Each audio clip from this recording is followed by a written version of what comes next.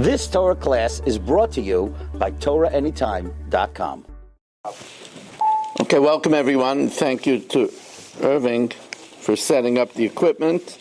And welcome back everyone. As I said, we'll learn Lila Nishmas, my Rebbetzin Miriam Liba Bas Reb Aaron. We'll learn Lefur Shalema for Shendel Shlima Bas Betya, Gida Bas Kodaita Avram Yudel Ben Esther. They should have a Lefur Shalema B'Sech Shechel Yisrael. We know that every day when we say Sefira, we say that we have in mind that we should be purified miklipaseinu umitumaseinu. We're signifying the 49-day climb is symbolic of the fact that when we left Egypt, we were at the 49th level of tumah, of contamination, and we're climbing towards the 49th level of Kedusha. I told you from Rav Steinman that Rav Steinman says that the tumah that we're talking about is not a tumah akin to a sheretz or a nevela. It's not that kind of a contamination like from, a lizard or from a carcass or from a mace, but rather it's the tumah of midos and character imperfections. And we were sunk in the in the culture of Egypt that had all kinds of bad values, and the climb, the symbolic climb to Shavuos, to Matan Torah, is to try to work on correcting ourselves. Now, we all say it, but we shouldn't just give it lip service. We said many times this Yom Tov that you could take away from Yom Tov the idea that the reason why we make so many changes on the night of the Seder, and we highlighted, Ma nishtana halayla hazeh, how different is this night? Because of the fact that we were saved because we were willing to change. We were willing to change from being uncircumcised. Every Jew took a knife and circumcised himself, no matter what age. Right, and that's it says that we took that blood and we put on the doorposts, right? And the blood of the Korban Pesach, we were already enmeshed in the idolatry of Egypt, and that was the culture. And we agreed to tie their animal to the bed and slaughter it. So we were willing to change. Or like my mechutin, who I saw shortly this afternoon, Rav Ingber from Lakewood. When I told him this, he said, to reword it, the people are willing to go out of their comfort zone. That's what it is. People are willing to go out of their comfort zone to change. And a lot of people, especially when they get older, are not willing to do that. They're not willing to get out of their comfort zone and change. But that's what all of life is, right? And that's why neshama is the same letters as mishana, right? You want to do something soulful, the idea is to change. And our body of learning, Mishnah, is again Mishana, to teach us how to change, how to constantly better ourselves. And that's a malach is static. A human being always has to be a holech, always has to change. So I wanted to share with you, in this short amount of time, a few thoughts about midos. And if I had even a thought about it. It's we translate midas as good character, but of course that's not the literal translation of the word midos. The word midos really means measure, right? What's the measure? And the answer is that there's no such thing as a good midah and a bad midah. It depends on what measure you use it, right? So that if you're going to give away money that you need for your children's tuition, so that's silly. Right? That's not using your midos correctly. Right? You don't have a good measure. And it's interesting that midos is the same letters as demus. Right? Interesting? Midos, mem, daled, vav, saf, and demus, daled, mem, vav, saf, are the same letters. Because we were made b'tselem demus tavnisa, in the likeness of Hashem. And the idea is to have the midos, the measure that Hashem, emulates to us, right? Mahu racham, afata racham. Mahu chanon, afata chanon. He's just like he's merciful. We should be merciful, just like he's gracious. We should be gracious. That's why I believe midos and demus are the same letters. So the Malbim, I've often bemoaned the fact that I just don't mention the Malbim enough in my shiurim. I mean, the Malbim was so very great. It was so very great. His commentary on Chumash and Navi is like unparalleled. And the Malbim says an interesting thing. He says that by animals, you find they have a specialized trait. Like the lion is a gibor, is mighty.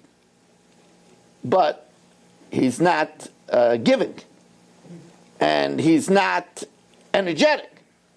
The namala, the ant, is azoris, acts with alacrity, but it's not mighty. Right? The chosel, the cat, is a tsanua, is modest.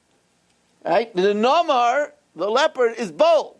But each one only has one characteristic specialty. The human being is made to excel with the potential to excel in all the characters.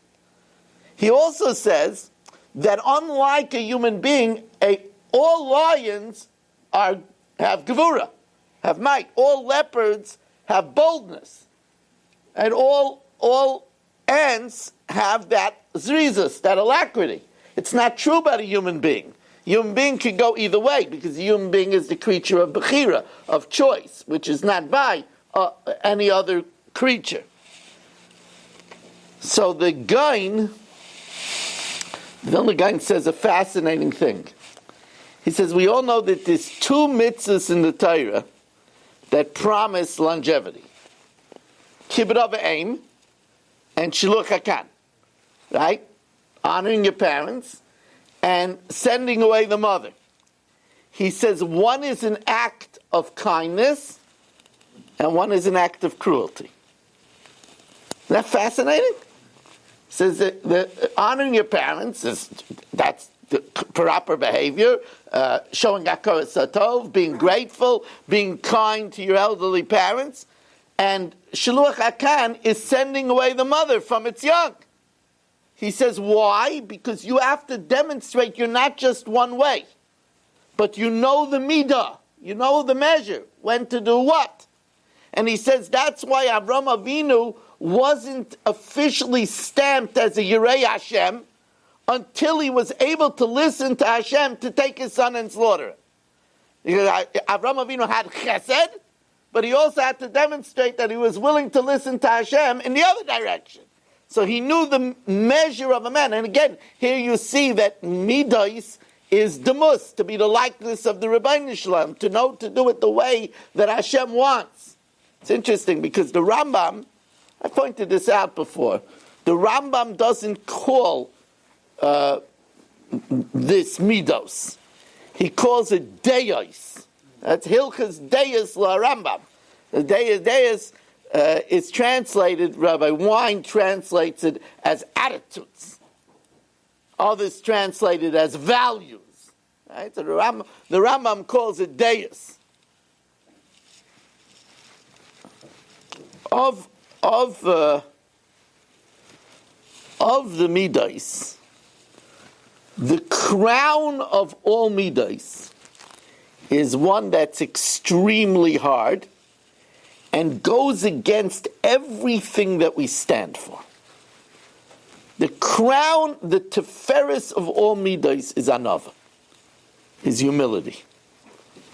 I saw a fascinating Shevet Musar today. The Shevet Musar, I do prepare for these shiurim. The Shevet Musar writes that if you step on an ant with all your weight, step on it with all your weight, a lot of times it doesn't die. Watch the children, they even stamp on it and the ant goes, and you think they miss it. The ant, here we are, compared to the small ant, it's like it being hit by a meteorite. Right? And the ant doesn't die. Shevet Musar writes that that's because the ant is very lowly, it's very namuch, and anova, lowliness, is marich yomim, prolongs life. That's what the Shevet Musar, he said, you can learn another thing from the ant. You see Morty stepping on root, but he's very banging, You think he's doing exercise. He's killing the ants, He's trying to exterminate Staten Island, And they don't die, and he can't figure it out. It's because the ant is humble. And humility generates longevity. It's a fascinating Shevet Musar. Reb Hershel Meriminov, great Reb Hershel Meriminov, Zechat Tzadik L'Vrach, Schlusi Yagan Aleinu, says a very interesting thing. We say in our Shemona Esrei, at the end of Shemona Esrei, V'nafshi ka'ofer la'kol tiyeh. And our soul should be like earth to everyone. Now that doesn't mean that Dr. Moskowitz is praying to Hashem that people should treat him like dirt. That's not what it means. So what does it mean? V'nafshi ka'ofer la'kol tiyeh. My soul should be like offer. It's a very unusual, it's one of those examples that people daven for something every day, and hey, you're right. What am I asking for? So there's a Taisus in Brachas. This is the Pasha the Pshat. Taisus in Brachas says, just like earth, when you step on it, it doesn't say ouch. We ask Hashem that when people aren't nice to us, we shouldn't have to react. It should be like offer, that it shouldn't bother us. A lot of times, fights come because people say stupid things, and we take revenge, we bear grudges, we speak Lashon Hara. It's a very big temptation. Somebody treats you not nice, you go home and you tell your wife, you wouldn't believe what happened in Shul. I can't believe it myself. It's a normal reaction, but you're not allowed to do it. You're not allowed to speak Lashon Hara. Then your wife won't like his wife. It's a big temptation. So v'nafshi l'ka'ofer la'kol tiyeh, and it fits in, because what do we say afterwards? V'lim kalalai nafshi sidai. We say right before that. V'lim kalalai nafshi sidai. People that take me light, nafshi sidai. My soul should be quiet. Right? But Reb Hershel Meriminov says something else. He takes it up a notch. And he says, what's pshat v'nafshi ka'ofer la'kol tiyeh? He says that just like the earth, the more fertilizer you put on the earth, the more it grows. So even if they heap dung on you, and you take it, then you'll grow more. That's what Reb Hershel Meriminov says. Again, highlighting and championing anova. Then I saw Tana de Be'elio Zuta. Tana de Be'elio, as we're heading to Lag Baimer, Reb Shimon Bar Yochai revealed the Tana de Be'elio. The Tana de Be'elio Zuta, this Tana de Be'elio Rabbah and Tana de Be'elio Zuta. In Tana de Be'elio Zuta it says as follows: have a olive v'onav l'kol adam. You should take it without reacting and be humble to all people.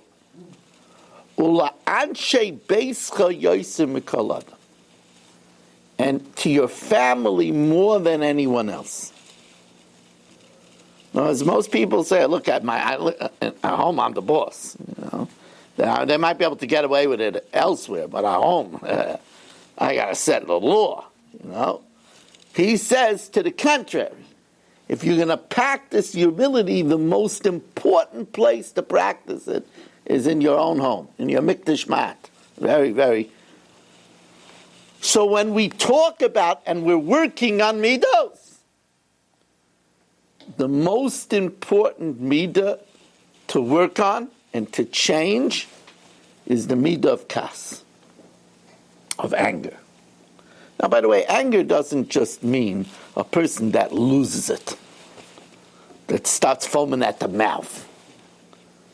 Anger also means when a person is annoyed and starts losing control and losing inhibition and says things that they regret later, or they should regret later. That's anger. So let me read you what Reb Chaim Vital cites the Arizal. Arizal didn't write. Reb Chaim Vital was his recording secretary, so to speak. He was the greatest of the Gurei Ha'ari, the cubs of the Ari was the lion, and he had many Talmidim that were called the Gurei Ha'ari, the cubs of the Ari. And the greatest of the great was Reb Chaim Vital. And there were many. There was a Shach HaTorah, there were many of them. Right? But the greatest of the great was the Reb Chaim Vital. Reb Chaim Vital quotes the Ari that he was makpid ma'oid b'midas hakas yosim mishar kol ha'averos, more than any averos, and that is to chase away anger. And he explained, as we just learned avodah zarah, it says kol hakoyes ki'ilu oved avodah zarah. If you get angry, it's as if you worship idolatry.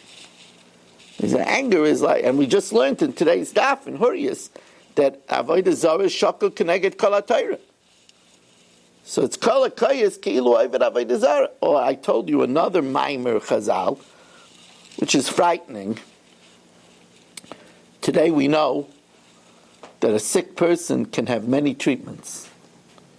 There's chemotherapy, there's radiation, there's immunology, right? There's all kinds of therapies.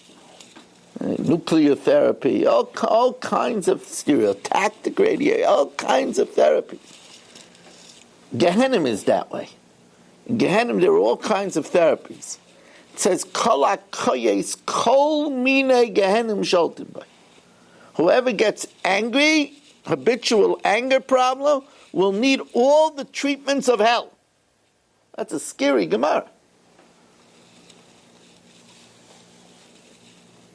It's interesting that the Chavas Yor writes that the anger originates in the liver.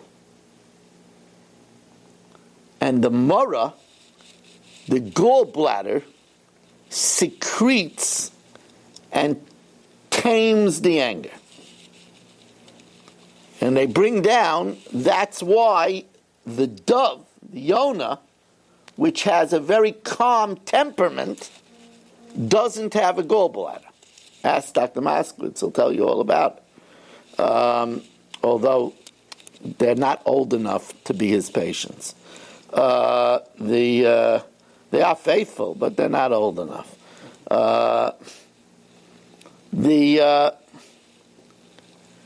I'm going to share with you something that, you're not supposed to look at an Adam Rasha. You're not supposed to look at a wicked person. I told you this story before, that when I put out my Sefer, Challenging Times, so I had pictures in the Sefer. It's the only Sefer I made with pictures. And the reason is I felt that people would want to remember these things. Like they would want to remember 9/11 and other things, other crises, or interesting things. Like, remember, I have a piece there about the Chads by the close election, and remember they were counting, so I have a picture of that. I have a picture of the Columbine tragedy, and I have a picture.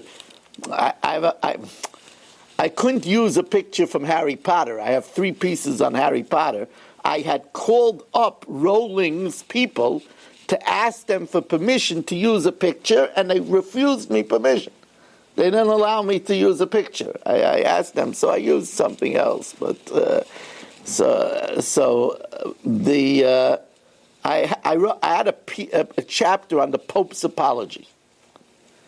And I had a picture in the book of the Polish Pope, putting a kvittel into the kaisel. So I showed the I showed the book to Rabbi Pollack. He wrote Askama for the Sefer. He's one of the people. And he told me, how can you have a picture of the Pope? How can you have a picture of the Pope? You're not allowed to have a picture of a Russia. Right? So he's the Avi Avoy Satoma. How can you have a picture of the Pope? So I took it out. So he was. This gave back 600 children. No question about it. But even so, Reb Ruvain told me, I asked Reb Ruvain when he passed away, I asked Reb Ruvain if I could talk about him and learn lessons from him, and Reb Ruvain told me, no, he's a pope, you have to make fun of him, you have to call him popsicle. Reb Ruvain told me, no, you can't do it. He said the reason why you think that you could do it is because you're an American. If you were a European and you suffered from the church, you would never think of doing such a thing. The closer you are to the Inquisition and the closer you are to all of it, But anyway, so I took out the picture and I put in just the hand putting in the kvittel. That's what's there in the book. Says the Sefer Hasidim, you're not supposed to look at the face of a person when they're angry. Somebody's look away. Listen to what he says. Why?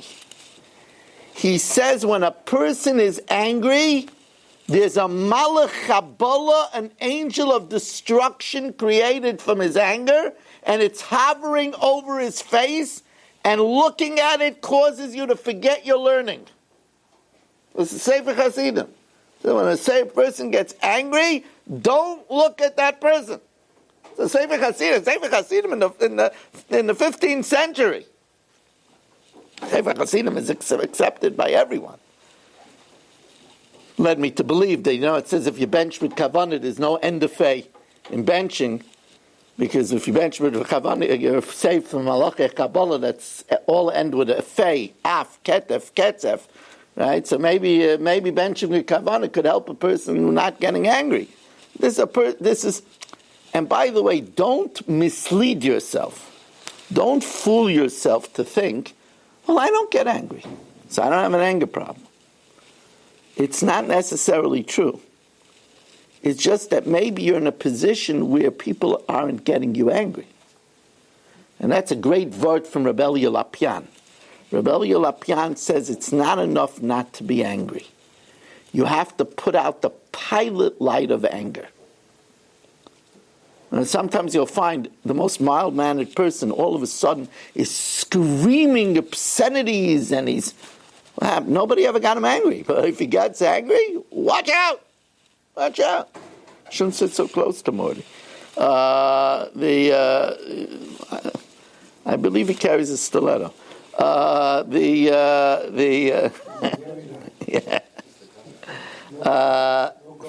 No gallbladder. Okay, yeah. Morty is just, he's a cream puff, Morty. If you believe that, I have a few bridges to sell you. But anyway, so as we say and as we count the Sefira, we should have this in mind. What can I correct in my midas? Whether it's being soft-spoken, whether it's being tolerant, there's whether it's being helpful. What area do I have to work on? And believe me, if you think you don't have to work on something, that's when you're really in trouble. At least if you know that we have to work on things, so then you think you don't have to work on something, that's the first thing you need to work on. We thank you all for joining us. Again, Rabbi, I want to comment. We didn't have 10 people this morning until 8:15. We need help Sunday morning for the minyan at 8 o'clock. We just don't have minyan at 8 o'clock. It's ridiculous. Reb Chanani ben Akasha Amaratz HaKadosh Baruch Hu L'Zakaisis Yisrael L'Fikach Yirbalem Torah Mitzvahs Shenem Adonai Chafetz L'man Sidkai Yadel Torah V'Yader. You've just experienced another Torah class brought to you by TorahAnytime.com.